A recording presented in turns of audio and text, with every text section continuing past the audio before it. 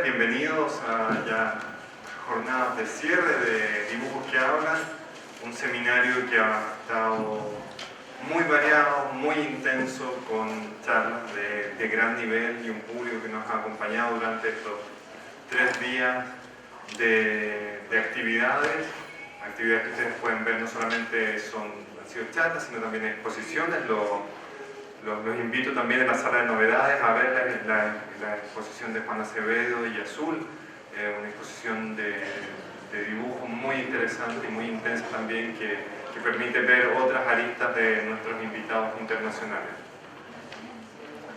En esta mesa el tema que vamos a tratar van a ser las distintas representaciones de la infancia, tanto en el libro ilustrado o en el libro álbum, como en la historieta, y también, por supuesto, la experiencia de Juan Acevedo, un dibujante de larga trayectoria en publicaciones infantiles. Un tema que, a pesar de los momentos, de los hitos que se celebran este año, por una parte los 50 años de la revista Mampato, una revista emblemática infantil chilena, y los 110 años de la revista El Peneca, también publicación señera de la historieta y la ilustración chilena, son temas que se abordan poco, que se han investigado aún poco, y que creo que tienen todavía muchos niveles por ser estudiados.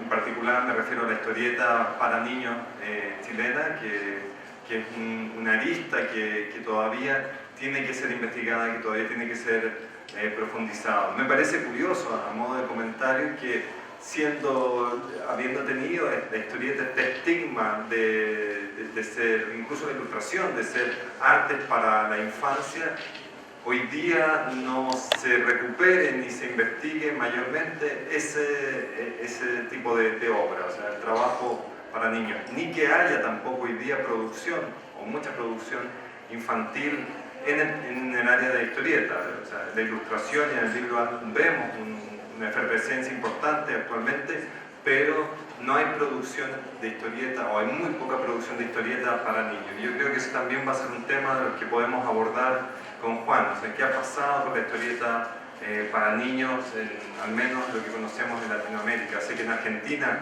hay algunas editoriales y algunos autores, en España, pero en nuestros países muy poco todavía. Para dar inicio a esta conversación, quiero dejar con ustedes a Claudia Andrade con la ponencia La infancia ilustrada, formas de representación de niños y niñas en algunos libros chilenos contemporáneos. Claudia es doctora en literatura, mención literatura chilena e hispanoamericana de la Universidad de Chile. Participa como docente de 2 diplomados en el área de la literatura escrita y o destinada para niños y niñas y jóvenes en el Instituto de Estudios Avanzados de la USACH y en el Departamento de Literatura de la Universidad de Chile. Asimismo, es escritora de narrativa juvenil y ya cuenta con 2 publicaciones: La Espera, en coautoría con Camila Valenzuela, y Maleficio, el brujo y su sombra, primera parte de una saga sobre brujos y brujas chilenos y chilenas. Claudia. Gracias. Hola, muy buenas tardes. Yo lo que les vengo a presentar tiene que ver con una propuesta de cómo leer la forma en que han sido ilustradas los niños y las niñas acá en libros álbumes publicados recientemente acá en Chile. Pero para ello voy a hacer como una disquisición previa antes de llegar al análisis propiamente tal. La infancia no es solo una realidad biológica, sino una construcción situada, que varía dependiendo de los sistemas ideológicos, económicos y políticos imperantes en un momento dado. En este contexto, la literatura escrita y o destinada para este público lector participa activamente de dicha construcción histórica, social y cultural, en la medida que se inserta en una serie de prácticas adulto-dominantes a través de las cuales colabora con la transmisión y en muchos casos perpetuación de ciertas formas de ver, de ser y estar en el mundo, acordes en su mayoría a los intereses de esta posición etaria hegemónica. En virtud de la doble articulación que tiene esta literatura, que se caracteriza por no solo por presentar un componente ilocutivo, elocutivo en el sentido de la intención con que se construye un determinado lector infantil, sino en particular también con el componente perlocutivo, que tiene relación con el efecto potencial que se espera obtener en los lectores y lectoras. La identificación, como una estrategia que es tanto textual como visual, se erige como un mecanismo clave ideológico a partir del cual es posible develar cómo se refuerzan o cuestionan determinados valores y conductas, ello atendiendo a los elementos que se relevan o que se invisibilizan, sea de manera explícita o de manera implícita. Y en este sentido, la propuesta de esta ponencia es discutir en qué medida las ilustraciones presentes en los libros para niños y niñas, en particular en el caso de algunos textos chilenos actuales, contribuyen a crear lo que yo voy a denominar una infancia centro, aquella que se construye desde y para la clase dominante en términos de corporalidades saludables y subjetividades caprichosas, o la infancia margen, aquella de los niños y niñas expuestos a la precariedad en todas sus formas, sea pobreza, orfandad, abandono, abuso y olvido. Para ello,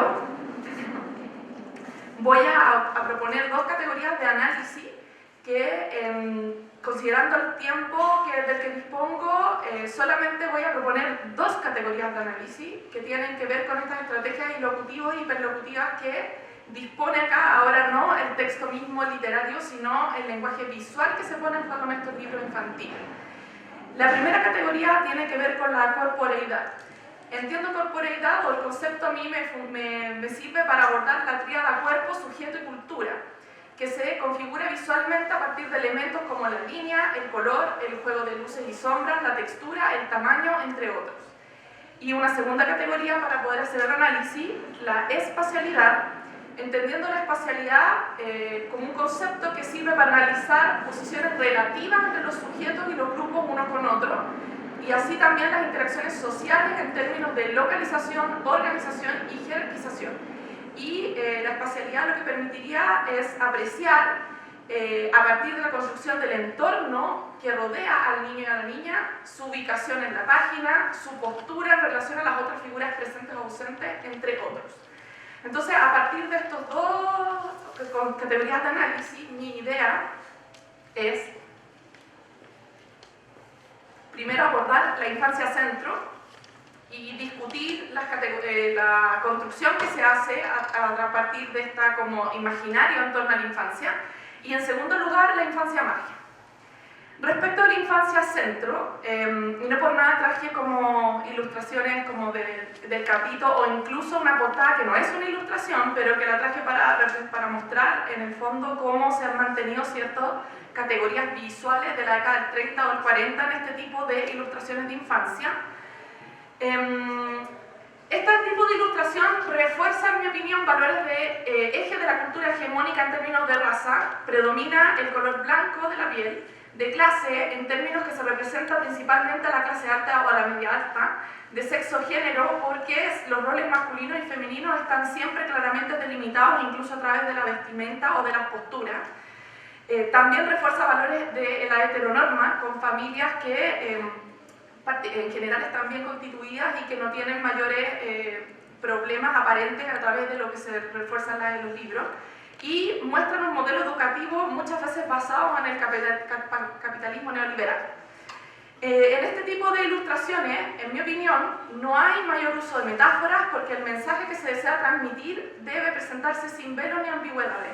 Generalmente se muestra a los niños que están enfrentando algún problema vinculado con sus emociones o deseos, lo que choca con el mundo adulto, que frente a estos comportamientos intenta darles en el gusto o encauzar dicho comportamiento considerado inapropiado o derechamente rebelde.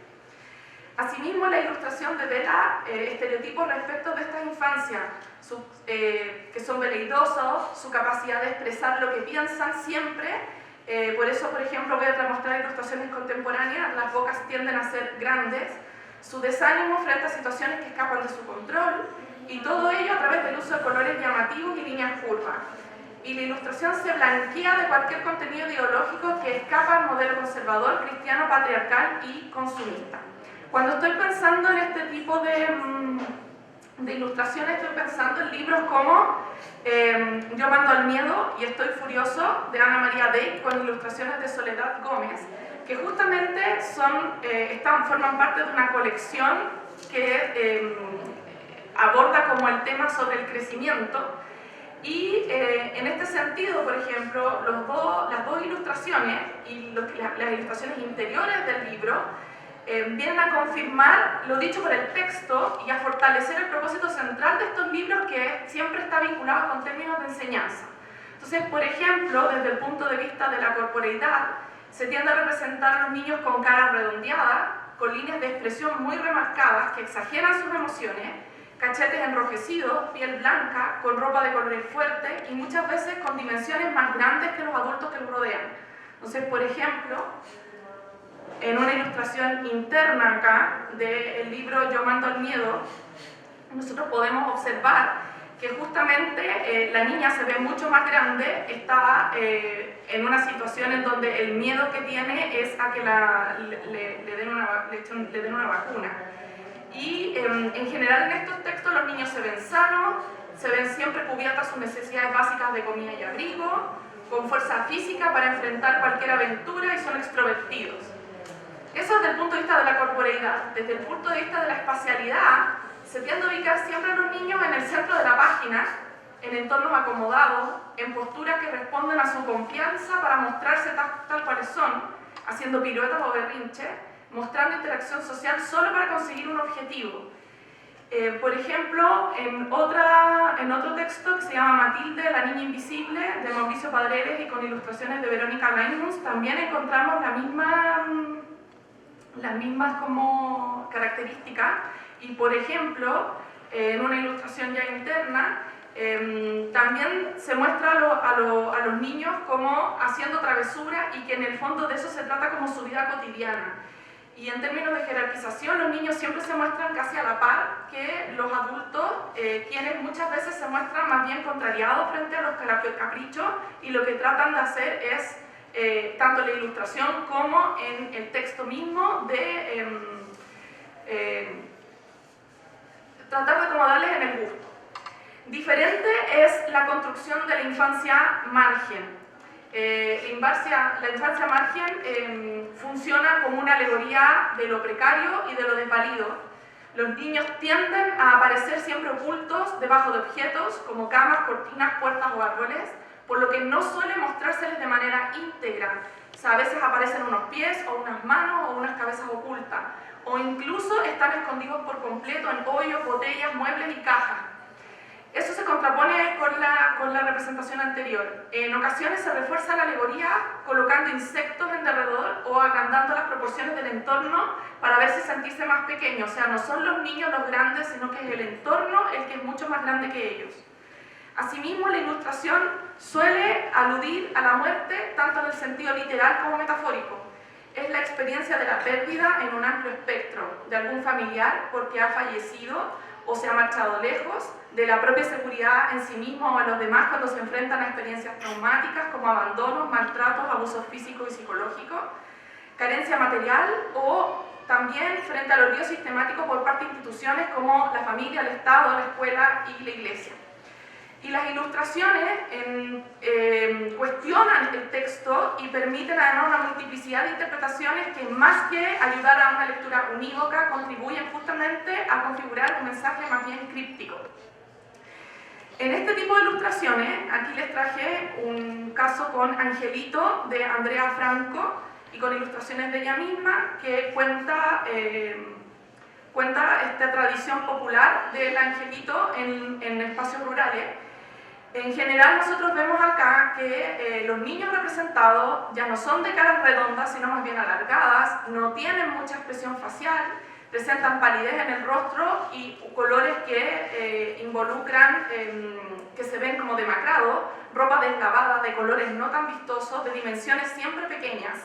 Los niños de hecho no se ven saludables, ni tampoco están cubiertas sus necesidades de comida y abrigo, y tienden a ser introspectivos, esta idea de meterse en agujeros, o por ejemplo en La niña que se escondía demasiado, de Jocelyn Pérez con ilustraciones de ella misma, que también aborda la llegada de una niña a un hogar del Sename, La muestra, por ejemplo, debajo de una cama, dentro de una caja y en general en todo el libro ella está ocultándose y con posterioridad incluso se disfraza.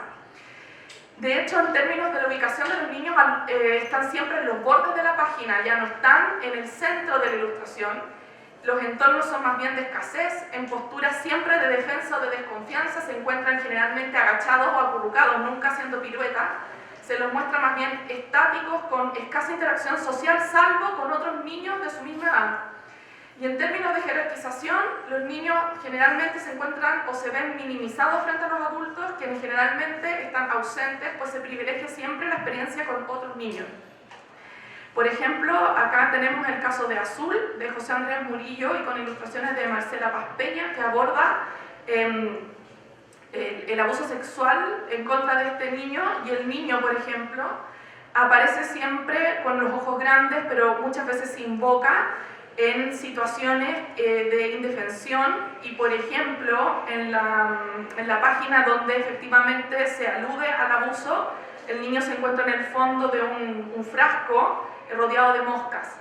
Y en ese sentido nos está mostrando una realidad, la realidad del abuso, y que es completamente distinta a las realidades que se enfrentan en las ilustraciones que abordan la infancia centro.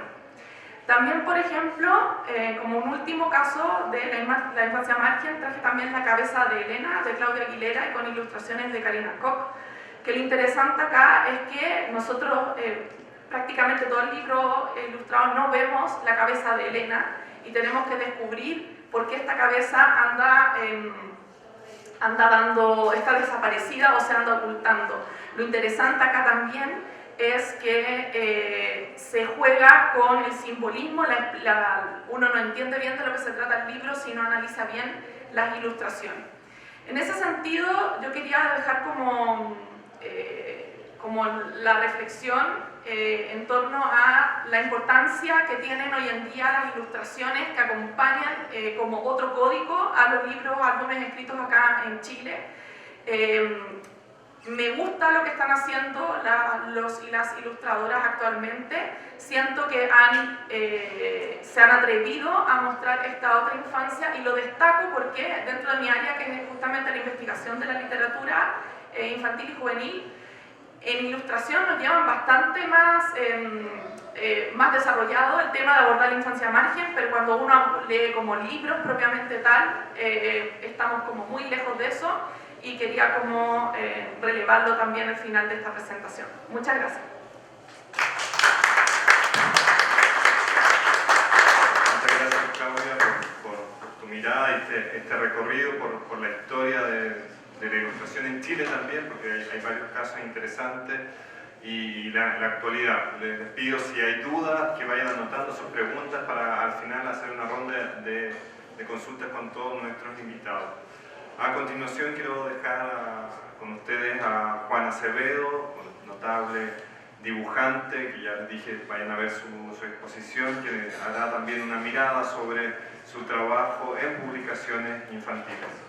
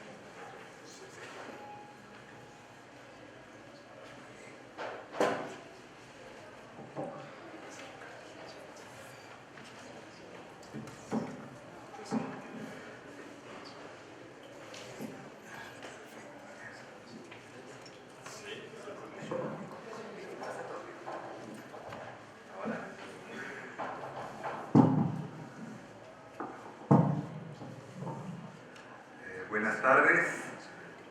Aquí yo he dado el trance de cambio de silleras. Vamos a ver el tema de las representaciones de la infancia.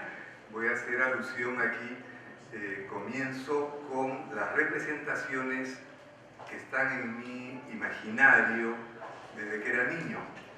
y visitaba yo los museos en el Perú de arte precolombino, ¿no?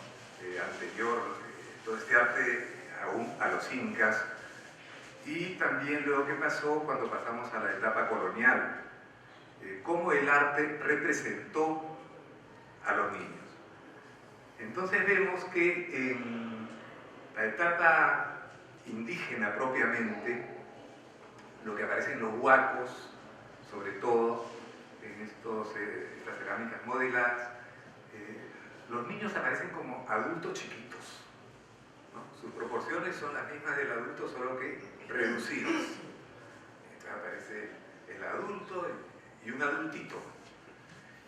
Y entonces podría yo pensar que se trataba de dificultades para representarlos, porque el artista no había madurado el asunto de las proporciones propias del niño. Pero superar, digamos, eso, pasan los siglos, y ya en el arte de los mochicas, que son aproximadamente promediando unos 1000 años antes que los incas, es un arte más naturalista. El niño asoma ligeramente más natural, pero tampoco como para exagerar, sigue siendo un adultito. No sé yo si esto tenía que ver también con una representación de los adultos en relación a los niños, que eran considerados pequeños adultos. Que eso lo hemos visto en las generaciones anteriores, ¿no? Las de mis papás, las de mis abuelos. Había esta rigidez en el trato con los niños. En el caso del mundo andino, incluso al niño se le llena de vendajes, se supone que para que no se tuerza, ¿no? Pero también hay una contención. Y en el arte colonial, lo mismo. También es un arte, claro, que tiene un gran vínculo con lo que había sido el arte medieval, porque aunque en el tiempo llegaron ellos en la época del Renacimiento, quienes llegaron no eran propiamente gente del Renacimiento. Sus estructuras eran más medievales, en tránsito, sus valores eran medievales, ¿no? Y en la pintura colonial se ve, pues, por decir, San José o la Virgen María cargando a niñitos que son pequeños adultitos, ¿no? Y entonces tiene su gracia, y también esto se ve en los modelados, en madera. Continuamos con lo mismo, el niño, un pequeño adulto. ¿Cuánto se considera el niño como una edad propia en sí? Yo no sería tan rígido hacer la traslación esa de se le representa así, por lo tanto en la realidad también se les considera.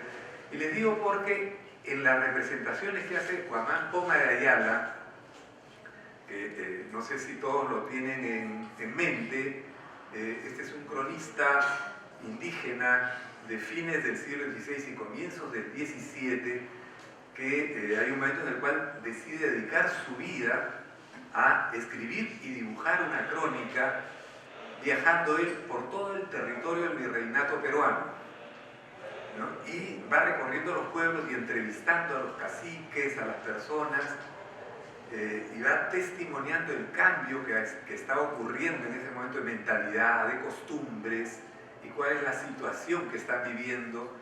Y hay capítulos enteros dedicados a los niños, en donde se ve cómo era en la época de los incas y cómo estaba siendo ya en ese nuevo tiempo.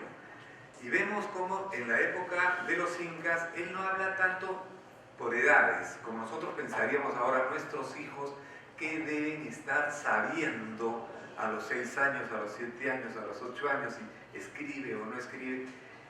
En el caso de la educación incaica, se consideraba la aptitud, no tanto la edad cronológica. Ya está o no apto para pasar al siguiente grado de adiestramiento. Eso no me parece más interesante. Y le van dando responsabilidades conforme a la etapa en que está. Ahora, desde muy niños van colaborando con lo que es, pues, el sistema de producción, el sistema de trabajo, ¿no?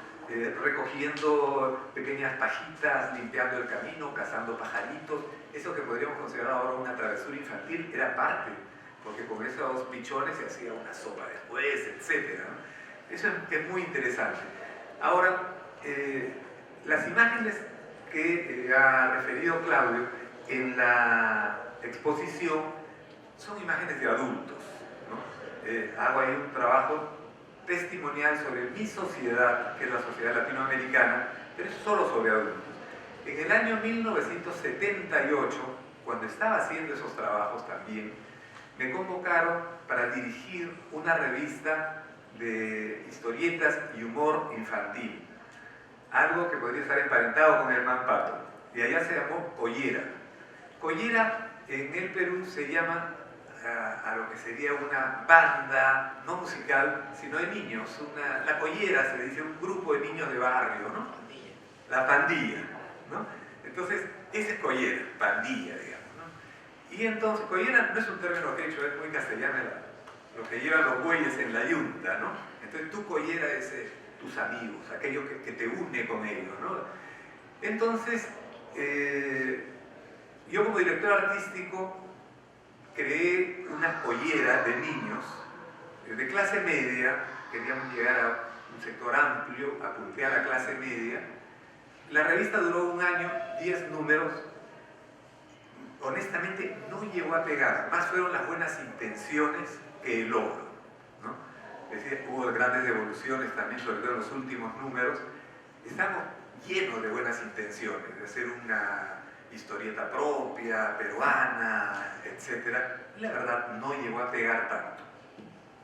Pasaron los años, 10 años, en el año 88 me llaman de UNICEF para que haga una historieta contra la diarrea infantil, ¿no? Es decir, cómo se resuelve eso, cómo en el verano pues los niños se les suelta más el estómago y pueden morir de deshidratación, cómo preparar el suero casero.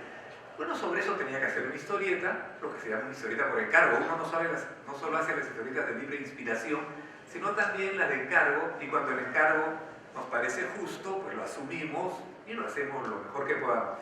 Y ahí decidí que reapareciera Piolita, que era el personaje central de Collera. Y entonces, ¿por qué?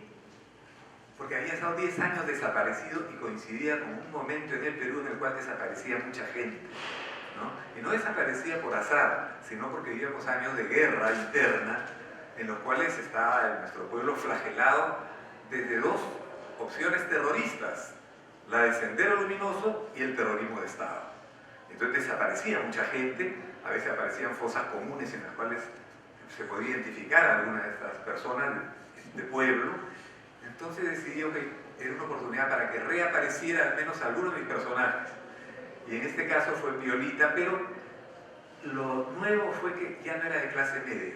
Decidí pauperizarlo y que se convirtiera en un niño pate en el suelo, decimos, ¿no? Que no tuviera zapatos o podía lucir hojotas, o sea, este calzado indígena, ya la ropa raída, y tenía su collera nueva con niños de barrio muy pobre, ¿no? En ellos situé, y ahora vamos entonces, ¿me enseñas a pasarla, por favor? Perfecto. Esta es la primera, muchas gracias. Esta es la primera media página. Salían capítulos de 3 páginas solamente en un doble hoja, algo así sería nada más, y esto se repartía gratuitamente en estos pueblos marginales, ¿no? El encargo era trabajar sobre los derechos del niño, y como era el año, en este caso 89, todavía no trabajé la convención, sino la declaración de los derechos del niño, que eran 10 capítulos, ¿no? Comienza con: ¿ha visto, señora, los chicos se han hecho esa casa? Es una casa de esteras, muy precaria, 4 palos y sus cartones, que son las que se hacen los pobres cuando llegan a un lugar allá para poder vivir. Ellos solos, y Piolita dice, solitos, piensa, ¿no? Y dice, con el esfuerzo de todos los chiquillos, solitos, casi solos. Don Jaime los fue guiando, se va alternando la conversación, la comunicación. La señora dice, y ellos consiguieron los palos, esteras. ¿Y para qué quieren esa casa? Ah, eso no lo sé, señora, dice, ¿no? Aquí la estamos. Ahí está, perfecto. Un local propio para la asociación, piensa, ¿no? Aquí haremos nuestras reuniones, será la casa del niño. La casa del niño, ¿suena bien eso? O mejor, casa de los defensores del niño. Porque eso somos, defensores, dice, ¿no? ¿Somos? ¿Dónde están los demás? Caramba, yo cité a las 3 y ya son las 3:30. y aparece este otro personaje, hola compadre, dice, Achori, le dice, ¿qué horas de llegar son estas? No sé, cuñado, yo no tengo bobo, ve. ¿Dónde está el resto de la gente? Ahí nomás ya vemos que ese personaje Achori tiene una forma de expresión que puede resultarle ajena a muchas personas de América Latina, porque es una jerga muy peruana. Achori mismo significa achorado. Achorado viene de choro, que es lo que en Argentina es chorro, o sea, ladrón, ¿no? Achorado es aquel que tiene modales, gestos, costumbres de ladrón, pero que no es un ladrón, pero que por estar en ese ambiente marginal, pues pudiera parecerlo, ¿no? Y este Achori anda con esta jerga, cuñado, lógicamente es cuñado, que es un trato muy amigable, no tengo bobos, no tengo reloj, uy, ay, 5 minutitos, he hablado mucho, vamos a pasar corriendo. Esta era, esta. Ya viene Piolita, la que está medio rara es Carolita, Manja le dice, o sea, mira, y se ve a una niña que viene corriendo entre esas casas pobres y a una especie de bebito le dice, no te asustes. ¿Qué pasa? A mí que la flaca tenía un hijito y lo está escondiendo. Le dice, estás loco, Achori, Carolita tiene 7 años, le dice, ¿no? Piolita, Achori, adivinen qué tengo aquí. Un bebito, le dice. ¿Un bebito de qué? De carne y hueso. Miren, le dice, un bebito de perro. Es una perrita, se llama Nada. ¿Nada? Así le digo yo de cariño, pero su nombre completo es Discriminada, ¿no? La pobre es discriminada por su raza, como no se sabe lo que es. Entonces a mí me parece salchicha, yo creo que es pastor alemán. También es discriminada por su color y por su sexo, como es negra y mujer. ¿Cómo mujer si es una perra? Ya ves, ya la están discriminando, ¿no? Y en ese momento, bueno, buscan a Carolita, su padre, la otra se aterra porque sabe que le quiere quitar el perrito, la otra sigue buscando, luego se quedan en silencio. Tienen ahí algunas denominaciones. Vean, la última cartela, ¿no? Cuando él dice justamente, le dicen, ¿cuál es la raza? Dice la niña. ¿Somos una asociación democrática o no? ¿Por qué le pide que la perrita sea asumida como integrante de los defensores del niño? Aquí todos somos iguales. Y él dice justamente, Carolita, porque somos democráticos tenemos que esperar al resto para ver qué decide la mayoría. Gul será Nada considerada como una simple mascota o como toda una defensora de los niños. No se pierde el próximo capítulo. Bueno, esto marcaba un capítulo, van narrando, esta la puse porque vean, este último personaje de la página que dice, ya llegué, se llama Soledad, esta flaca que también es adolescente, acá hay niños y hay adolescentes, y procuro que sean hombres y mujeres en número igual de participación, son ellos 4 y la perrita que rompe si tienen la equidad de género, pero es perrita, se dirá, pero ellos no pueden acusar de discriminación porque la quieren mucho a la perrita. Pero ponía esta flaca, Soledad, porque con esta historieta tuvo mucha acogida. Y luego, con el tiempo, me llamó Rada Barnen de Suecia para que hiciera afiches, agendas murales, como esta, ¿no? Sería el año 94. Estos son amplias y uno va llenando un planificador del año y tienen circunstancias de efemérides que se van ilustrando y se maneja este lenguaje popular, se manejan ideas contra la discriminación, ideas por la justicia para los niños, ideas democráticas. Todo eso tuvo mucha acogida hasta que se llegó después a algunos números que tratan sobre la historia del continente nuestro desde los niños. Ese ya fue un proyecto mío que lo presenté y felizmente fue aprobado por la entidad, o sea, un encargo que me di a mí mismo y que me permitió años después viajar desde México hasta Argentina conversando con instituciones que tienen que ver con los niños para poder ver cómo fueron educados los niños en nuestras sociedades, incluso viendo cómo fueron los conquistadores en el siglo XVI, educados en Extremadura o en Portugal, aquellos que nos conquistaron después. ¿Cuál fue su formación? Entender a los niños en la historia para entender a las sociedades también que los formaban a ellos. He utilizado, como ven en este dibujo que es el más rudimentario, algo de las caras redondeadas, ¿no?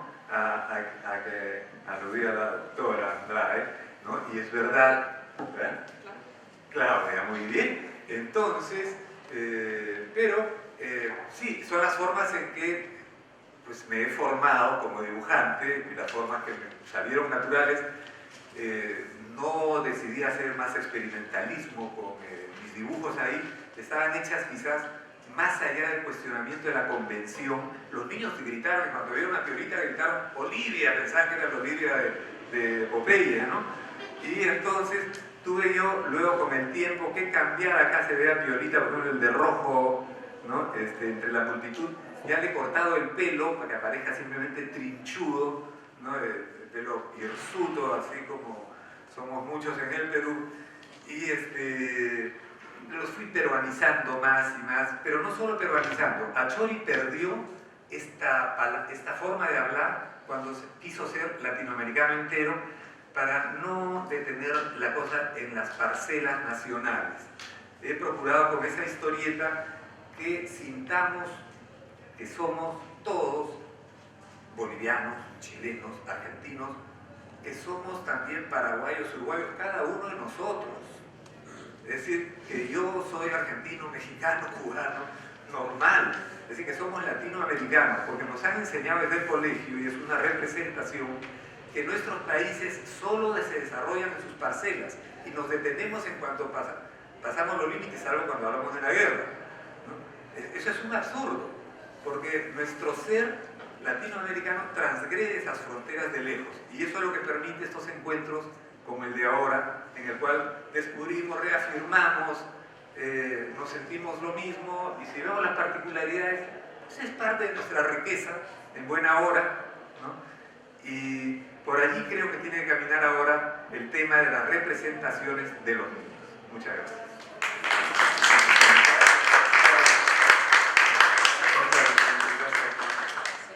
Juan, ¿bobo es reloj? Sí.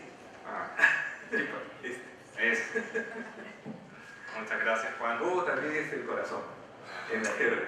Sí.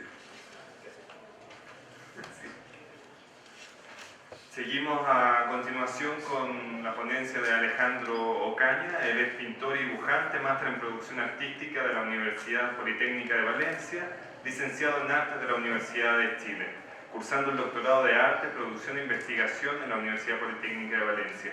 Ha desarrollado su trabajo principalmente en el ámbito de la docencia y la academia, impartiendo talleres de dibujo, pintura y cómic, tanto en Chile como en España. Ganador de Fondar el año 2011 en la región de Los Ríos. Actualmente abocado a proyectos realizados con el cómic y la animación. Ganador del primer lugar en el concurso de historietas organizado por la Universidad Simón Bolívar en Quito el año 2017. Desde el 2014 docente en la Escuela Superior Politécnica del Litoral en Guayaquil, donde imparte clases de dibujo y fundamentos de animación. Ejerce además como mentor del Club de Ilustración de dicha universidad y es colaborador del fanzine Rimana en la ciudad de Guayaquil.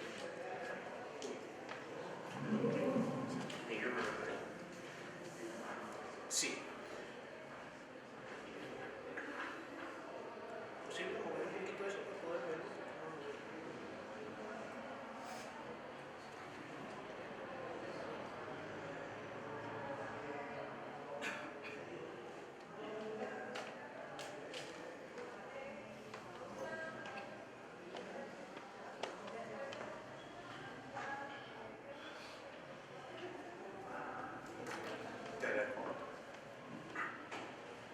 Hola, sí, ahí sí. Bueno, primero que nada, muy feliz de estar aquí, muy honrado de compartir mesa con estos tremendos profesionales, con Juan Acevedo, que no había tenido, acabo de conocer, y con Claudia, que tampoco conocía. Estoy muy fascinado por lo que has dicho, me ha gustado un montón. Voy a tratar de no demorarme mucho. ¿Ya? Primero, hacer un poquito de aclaración o pequeña introducción, como para que nos entendamos. No voy a leer el texto, no voy a leer un trabajo, porque esto es básicamente una digresión, así que les voy a pedir que por favor me acompañen en esta digresión, que tiene bastantes cabos sueltos y en realidad el objetivo de esto es que podamos terminar conversando. Pueden ver que, sí, tenemos aquí en pantalla a Galvarino de Sebastián Castro y Guido Salinas. No sé si alguno de ustedes lo ha leído. El que esté Galvarino aquí no es no es gratuito es porque esta frase de que el cómic es infantil se le salió a Sebastián Castro en un taller de narrativa gráfica que se me ocurrió tomar a principios de año en unos talleres Lumen donde él hacía este taller, y dentro de la clase él se despacha esta frase horrible que dice: pero si el cómic es infantil. Esa es la reacción que todos tenemos que decir: ay, no, ¿por qué? Pero a ver, Sebastián es uno de los guionistas más destacados del cómic actual, es un profesional, es un tipo que está hablando de su área de expertise y él dice que el cómic es infantil. Por supuesto que la primera reacción que tenemos todos nosotros es tirarle al Moore por la cabeza y decirle: ¿cómo se te ocurre decir eso cuando hay tantos cómics adultos? Pero ¿qué pasa si el cómic sí es infantil? ¿Qué pasa si nos damos un poquito el tiempo de considerar esta afirmación como una afirmación y en lugar de rebatirla empezamos a tratar de buscar razones? ¿Por qué el cómic tendría que ser infantil? La primera respuesta, la respuesta automática, sería por supuesto que el cómic es infantil porque está dirigido a niños. Aquí tengo una imagen de Zipizape, de Escobar, en donde le modifiqué un poquito las letras. Creo que no se lee porque la tipografía no está instalada. No se lee. ¿Sí se lee? Gracias. No manejo información de Chile, ¿ya? La búsqueda que hice, que fue sí muy somera, pero sí me arrojó algunas informaciones de España que respaldan un poquito lo que estaba diciendo Claudio recién, de que actualmente las publicaciones de cómics dirigidas a niños son muy pocas. La información que yo encontré, que es de España, indica que el año 2017, de todas las publicaciones de cómics que se hicieron, solo el 6% es cómic infantil. Y es una cifra que está estancada. Entonces, si el 94% de las historietas producidas y publicadas no están dirigidas a niños, ¿por qué seguimos diciendo que el cómic es infantil? ¿Por qué de todas las artes le toca al cómic ser el arte infantil? Hay algo en el cómic que es infantil. ¿Qué tiene el niño, el infante, que lo diferencia del adulto? Y bueno, la diferencia está súper patente en esta imagen, que la voy a poner al final también. Vamos a volver a esta imagen cuando terminemos. Así que alcanzó a terminar. Y es que el niño juega. Y no solo juega, me van a decir que el adulto también juega. Pero los niños juegan a otros juegos. Y trabalengua, los adultos no juegan a los juegos que juegan los niños. Y no juegan de la forma que el niño juega. Y creo que por ahí está el kit del asunto.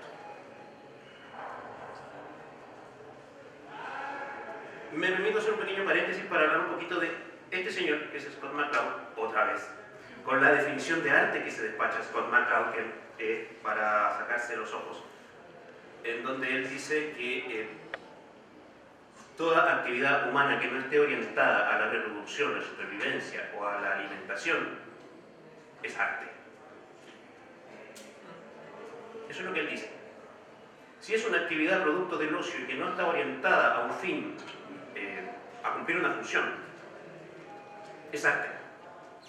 Si tú estás aburrido y te pones a rayar el suelo de la plaza con una ramita, cosa que todos hemos hecho, es arte. Si estás hablando por teléfono y te pones a rayar el papel mientras hablas por teléfono, o mientras esperas que te atienda la señorita de Movistar, es arte. Si estás en la ducha y te pones a cantar, es arte. Y hay aquí una cuestión bien interesante por dos motivos. Uno, porque por más discutible que sea esta definición que hace McCloud, sí recoge esta idea un poco kantiana de que el arte es un fin en sí mismo, de que el arte no tiene una función más allá de sí misma. Y lo otro bonito es que McCloud me parece que mezcla un poquito el tema del arte con el tema del juego. Si tú a esta definición de arte le quitas la palabra arte y le pones la palabra juego, funciona igual y quizá mejor. Déjame ver. El arte y el juego sí tienen cosas similares. Ya lo planteaba Kant en algún momento, lo plantea Gadamer, lo plantea Huizinga, no sé cómo se pronuncia. El señor Huizinga tiene este libro que se llama El Homo Ludens, en donde establecen estos paralelos entre la actividad artística y entre la actividad lúdica. Déjame ver mis notas un poquito para no olvidarme de nada. algunas cosas que tienen en paralelo el arte y el juego, y voy a volver al punto, no se me aburran, no se me vayan, es primero que son actividades libres. Yo juego cuando quiero jugar, durante el tiempo que quiero jugar, y juego a lo que quiero jugar.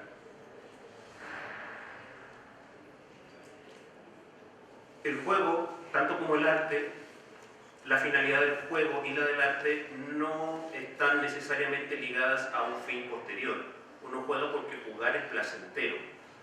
Uno no solo crea arte porque es placentero, sino que se enfrenta al arte porque el arte es placentero. Yo no voy a mirar cuadros porque me obliguen, a menos que esté en el colegio. Yo voy a mirar cuadros porque quiero. Yo no leo un cómic porque me obliguen, yo leo un cómic porque quiero, porque me produce placer. Son actividades que son finalidades en sí mismas. Y una tercera cosa bien interesante es que el juego, para que funcione, necesita reglas. Todo juego está reglamentado. El arte también. El arte está reglamentado, el juego está reglamentado. Solo en etapas muy iniciales de la infancia los niños juegan sin unas reglas. Muy tempranito los niños empiezan a jugar con reglas. Y pueden ser reglas muy simples, como, no sé, típico juego del suelo es de lava. Tienen que seguir esas reglas y creer esas reglas. El cómic tiene reglas que son muy simples, que son muy estrictas, que son bastante rígidas, la verdad.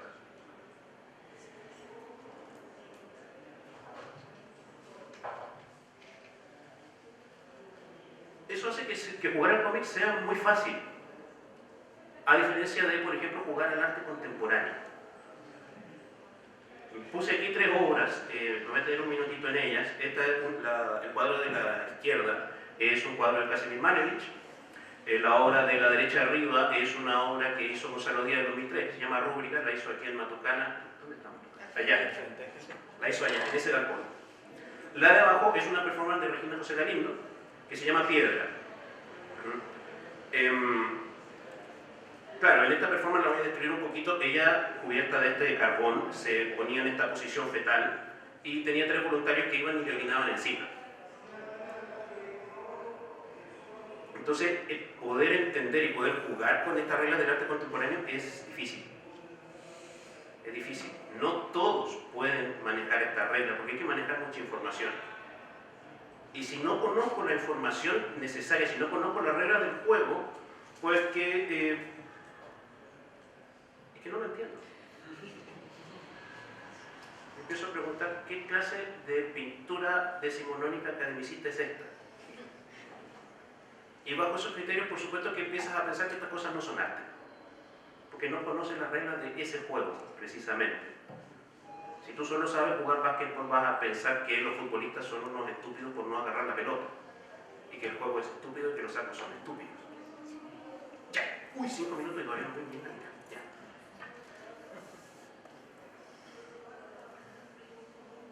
Vamos a ver. Eso. La simpleza de la regla del cómic hace que sea un medio muy apto para que cualquiera lo pueda jugar.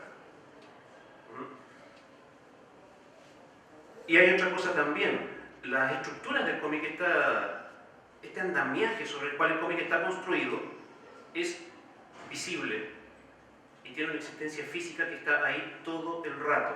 El cómic es un medio artístico que te está recordando constantemente que se trata de una ficción. Tú no puedes hacer un trampantojo como en la pintura, que puedes hacer un trampantojo y hacer olvidar a la gente que está viendo una pintura.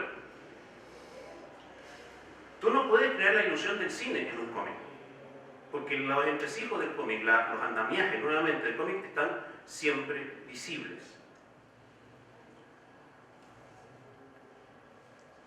Otros medios como la fotografía, nuevamente la pintura, el cine, tienen esta posibilidad de desaparecer como medio, de crear ficciones totalmente inmersivas o casi totalmente inmersivas. En la medida en que nosotros crecemos, nos empezamos a ser menos inocentes y menos ingenuos a la presencia de estas estructuras. Y por lo tanto empezamos a verlas.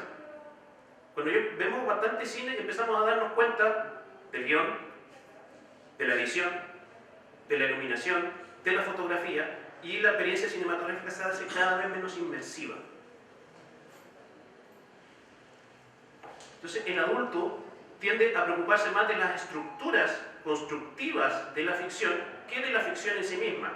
Puse esta imagen de la WWE porque me parece un ejemplo, el más claro de todo, de una propuesta estética que cambia completamente si la ves desde la niñez o si la ves desde la adultez. Y también es otra propuesta estética que es totalmente infantil.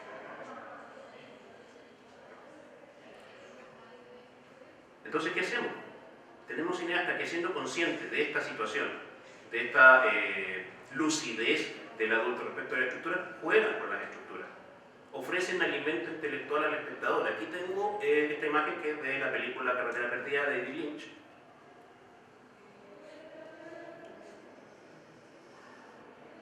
Y en el cómic no suele pasar esto, pero sí ocurre. Esto es una página del Batman 663, ¿ya? Que es de Grant Morrison, que es muy interesante, que dio pie a un texto bien interesante de Roy Cook del año 2011, que se llama ¿Acaso los cómics requieren imágenes?, en donde el tipo elabora toda una reflexión muy interesante.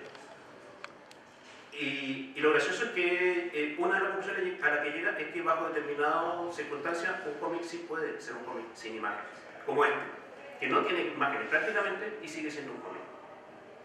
No me voy a meter en eso porque estaría media hora más. Otro cómic de Morrison, El Asco, no me acuerdo de qué año es.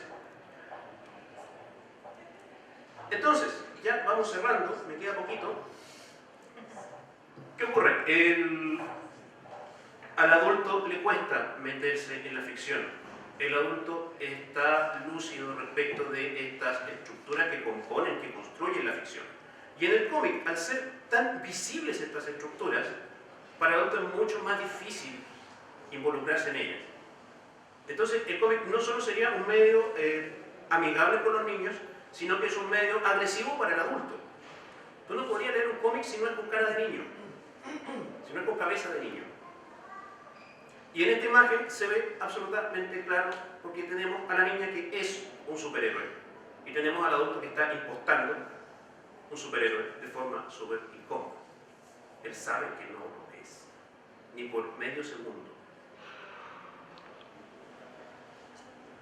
Resumiendo, algunas hipótesis, por favor. Estas no son conclusiones, son hipótesis, son ideas. Que, primero, lo infantil del cómic radica no tanto en el contenido, sino en la estructura misma de él. Por lo mismo, quizás no sería tan sabio pelear contra la infantilidad del cómic, que también tiene que ver con la efectividad del cómic como medio comunicacional. Segunda hipótesis, que los andamiajes, que son demasiado evidentes en el cómic, hacen que para una persona resulte difícil involucrarse o sumergirse dentro de la ficción. Y por supuesto la experimentación con las estructuras narrativas temporales físicas presentes en el cómic lo convertirían en un lenguaje adulto, quizás de forma más efectiva que tratando contenidos adultos. Eso. Muchas gracias, los dejo con Carlos.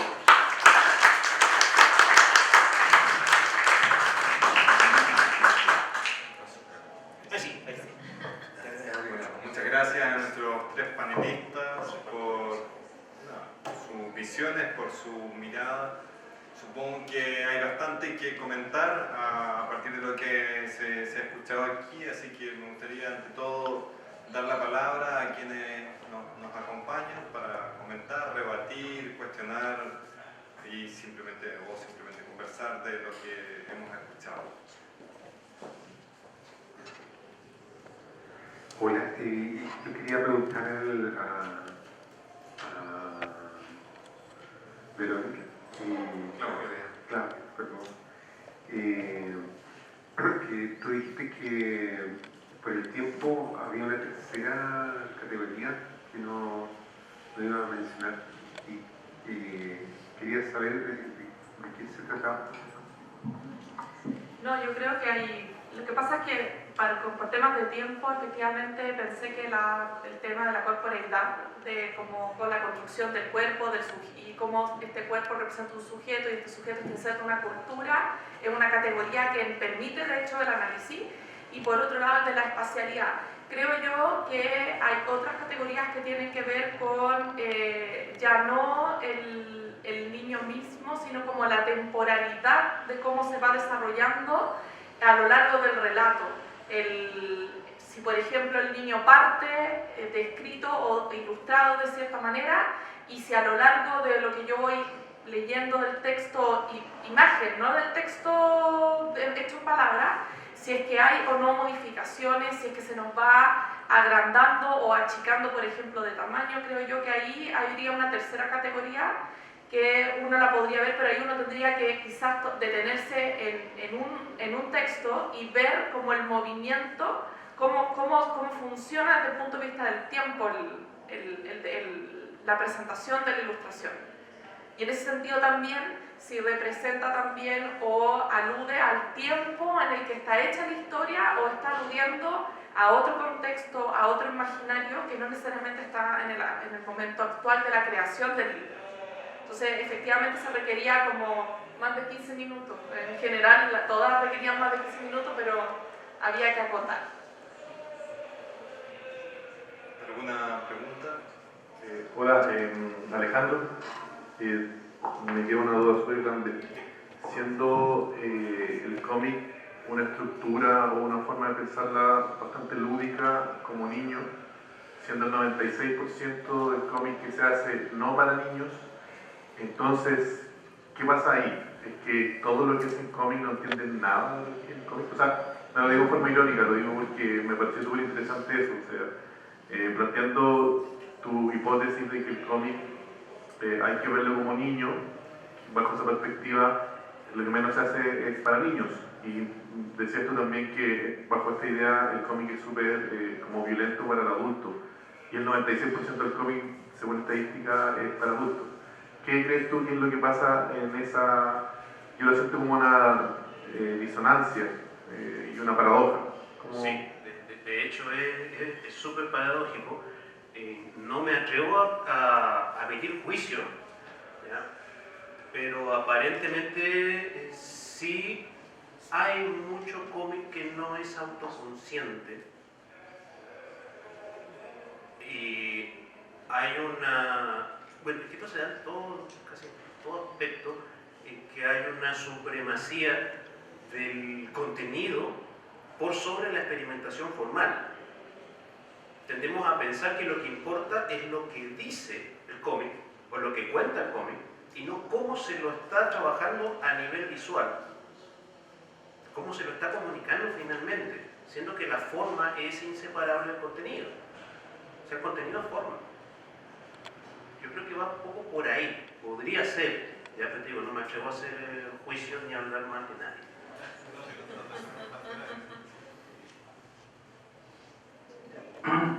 Oye, escuché la ponencia muy... Una, ¿cierto? Pero tengo una pregunta para también Alejandro Ocaña. Encontré re interesante el concepto de infancia o niñez como casi como una categoría de lectura de la forma. Me acuerdo cuando en un capítulo de Big Bang Theory, Penny le regala a Sheldon y a su esposo, actual esposo, ¿cierto? Unas figuras de Star Trek. Y Sheldon en un momento, y Penny dijo, abran las figuras. Y Sheldon y el otro, no me acuerdo cómo se llama el amigo de Sheldon, dijeron, no, vamos a abrir esto porque esto se colecciona. Pero Sheldon tuvo una pesadilla, va y abre el juego y lo destroza, ¿cierto? Y lo hace, y esa es una lectura más de infancia, como el destruir el texto. Y la otra sería como una lectura que trataría aparentemente, según lo que te entendía, ser como una analítica del texto, en donde se pierde la fluidez misma de este. Por ejemplo, una lectura en infancia donde se considere la perversión, la contemplación versus el coleccionismo por el coleccionismo, el contenido por el contenido, me parece potente. Ver infancia como una forma de lectura. No sé si iba por ahí. No, sí, yo creo que sí, totalmente. Yo creo que sí. O sea, esta misma figura del coleccionista que compra el juguete para coleccionarlo es de alguna forma funcionalizar una cuestión que es totalmente lúdica y momentánea, que es del presente. O sea, los niños son criaturas del presente. Tú no le puedes decir a un niño que conserve algo al futuro, porque es una cuestión que se le escapa. El coleccionista piensa en el valor de la figura que tiene, piensa en el valor que la figura va a tener en el futuro, piensa en un montón de cuestiones que son adultas y que están ajenas un poco al juguete mismo y que son más parte como del entramado social, de la estructura en la cual él está inserto, en donde los juguetes son valiosos. Tú le pasas ese juguete a un niño que está inserto dentro de esta otra estructura o que no es capaz de ver la estructura en la cual los juguetes son valiosos y lo va a hacer bien. O sea, yo sufro cuando mi hija juega con mi juguete, porque todavía conservo mi juguete. No sé, creo que vamos más o menos por el mismo lado, sí, creo que vamos bien. ¿Y otra consulta, Hugo? Sí, o sea, tengo un comentario y una pregunta. Primero, un comentario. Ahí sí. Que me pareció bien interesante también lo que hizo Juan, para que también relevarlo, porque es una expresión muy interesante, que también me trajo muchos recuerdos a lo que hizo Cabro Chico también en algún momento de los 70. En el suplemento, por ejemplo, para padres de la revista Cabro Chico existían las recomendaciones para pobladores, como poder controlar el flagelo de la diarrea infantil. Entonces, causa un poco de risa, pero en realidad... O sea, en esa época y todavía en muchos países los niños mueren. O sea, puede sonar divertido, pero en realidad es una causa de muerte para muchos niños. Exactamente, entonces me parece muy relevante cómo se rescatan esas lecturas sociales más de la precariedad, por decirlo así, del margen. Y que también, por ejemplo, me hacía mucho sentido esta misma historia de Violita y como de esta cosa democrática, por ejemplo, con esos cabros, que es otra historieta icónica de la revista Cabros Chicos. Así que creo que sería lindo un trabajo, por ejemplo, comparativo. Eso es como un comentario. Y una pregunta también para Claudia, como en un aspecto que va a ser también... Porque me da la impresión, o podría generarse esa impresión de una infancia centro como ultrahegemónica, ¿cierto? Como una lectura quizás errada o negativa de la infancia versus una mirada, una infancia margen que se preocupa de esto. Pero también me parece que de repente podría haber como una lectura crítica de esa misma forma de ver la infancia, porque se construye una infancia muy de la precariedad, pero también muy pesimista, creo. Y me hacía ruido, por ejemplo, hace un par de años vino Jutta Bauer y ella cuestionaba ese concepto de que de repente, ¿por qué no podemos hacer igual historias felices para los niños y no construir en ese afán también un poco adultocéntrico de leer la infancia como un pesimismo, como el dolor, el abuso, que está ahí? Entonces, también, ¿cómo podría ser un punto medio, por ejemplo, en ese caso? Juan, ¿quiere comentar? Cómo no, gracias. No es fácil trabajar para los niños. Esto que ha referido Hugo, y desde mi experiencia como creador, digamos, no es fácil imaginarse exactamente al niño. Yo lo que hago es pensar en mí cuando era niño. Pero eso hace pues más de medio siglo, ¿no? Entonces, ¿cuántos somos iguales los niños que fuimos a los niños que son? Siempre son representaciones que hacemos de los niños. Entonces tenemos que testear ahí y someter para partir de ellos también. Yo recuerdo que en el caso del personaje del Cuy, jamás lo pensé para niños. Era un personaje para adultos y el humor era para adultos. Y de pronto llegaban al diario en que trabajaba yo niños con sus colecciones pegados el Cuy ahí en sus cuadernos para que las firmaran. Yo al ver cómo los niños me querían más que los adultos, ¿no? Claro, los adultos estaban bien, pero los niños tienen otro encanto cuando uno ve cómo viven todo esto. Decidí hacer un Cuy para niños. Y eso significaba aventuras, ya no las tiras cómicas que conllevaban un concepto, una idea del cual me burlaría, ¿no? Y yo decía, ¿qué les gusta? A los niños les encantaba, se separaban con los padres y todo eso les fascinaba, estaban en eso, el divorcio, la sacada de vuelta, todo estaban encantados. Hago yo una historieta para niños y de verdad no es mentira, pero lo que más les gustaba eran los adultos. Tenían los chicotes cruzados, ¿no? Pero los niños también las han seguido, pero parecen aventuras para adultos. En cambio, las tiras cómicas que yo hacía pensando en el niño, le gustaba. Yo veo la serie a veces, ¿no? South Park.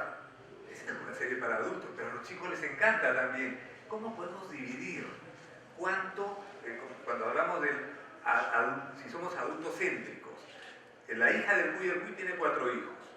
La hija, que es Anita, de los 4, una es hembrita, ella crea el movimiento niñista y se revela contra el Cuy, que es un adulto centrista, le dice, ¿no? Y contra su mamá también se revela, ¿no? Pero reproduce inevitablemente los patrones de los adultos, ella como chica solo que angustiada en su neurosis infantil también, ¿no? Y bueno, yo la verdad voy como intuitivo en eso, ¿no? Y cuando me habla de Cabro Chico, sí, yo seguí esas lecturas, ¿no? Cuando hablamos de para leer al Pato Donald, que era una época en la que se hacía crítica de aquello, pues decidí yo crear para hacer historietas, ¿no? Uno era para leer, el otro era para hacer, ¿no? Para complementar esa experiencia. Es decir, creo que en toda América Latina hemos tenido, no en todas, pero en algunas experiencias, ¿no? Hemos tenido lecciones que yo creo que todavía falta terminar de evaluarlas, avanzar a partir de ellas, porque también hemos cometido errores y también hemos tenido limitaciones, ¿no? Estos planteamientos que se hacen ahora en la mesa me parecen especialmente importantes para tomar conciencia, para replantear el asunto, para criticarlo, analizarlo, pero ojalá también para pasar a crear alternativas, ¿no? En las cuales pudiéramos partir de los chicos y de lo que a ellos les gusta, cómo ellos ven. En ese sentido, Juan, aprovecho la oportunidad de preguntarte, ¿por qué crees que hay tan poca producción de historieta para niños actualmente? Oye, es una pregunta tremenda y sospecho que es porque, así como hablamos que vivimos en un mundo más monopolar, ¿no? Parece que era preferible ser bipolares en todo sentido. Pero antes había la esperanza, el horizonte, estaba como de la alternativa, aunque podíamos cuestionar ese otro polo, pero de todas maneras el mundo ahora se ha ido, es unívoco. El sistema se va imponiendo. Esta cancelación del 30% en el campo de la cultura, por ejemplo, o estas afirmaciones del candidato brasileño, dice, ¿a dónde estamos yendo? ¿Qué va a pasar? Esta pérdida de espacios, ¿no?, que estamos sufriendo también se da en este campo de la representación infantil, ¿no? Creo que cuando teníamos más horizonte, más esperanza, pensamos también en los niños, ¿no? Y ahora el sistema está avanzando. Lo que más me preocupa es cuánto avanza dentro de nosotros mismos. Es lo que más me preocupa. Y creo que urge replantearnos en profundidad nuestros esquemas, ¿no? Lo más fácil es ser como de una barra brava y seguir gritando la izquierda es muy buena, la derecha es muy mala. Y creo que no pasa nada, no avanzamos. ¿Cuánto ha avanzado la derecha dentro nuestro? Es fácil identificarla afuera, pero ¿cuánto en nuestros esquemas de vida, en nuestro conformismo, ¿no? Que se va avanzando eso? Entonces, hace poco llegaba un amigo mío que vive fuera de Perú, se fue hace tiempo, y encontraba, dice a la gente de mi generación, muy instalada, ¿no? Se habían aburguesado. Y él dijo, bueno, en el fondo, dijo él, yo también me he aburguesado, pero como soy pobre no se nota, dijo. Entonces, eso, ojalá que, digamos, aparte de lo gracioso que puede haber, ojalá que fuésemos más allá de cuánto se nota o no y nos replanteáramos ser nuevos. Eso es difícil, pero tenemos que plantearnos, el sistema está dentro nuestro también, y ahí tenemos que atrevernos a cambiar, ¿no?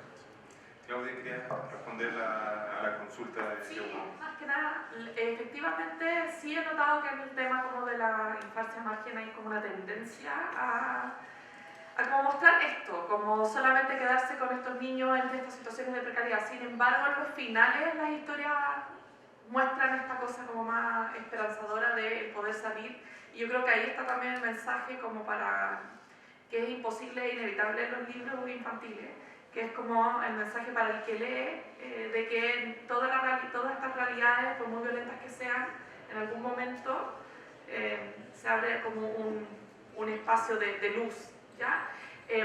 No en todas, quizás la más dura es quizás Angelito, porque Angelito desde un comienzo está fallecido.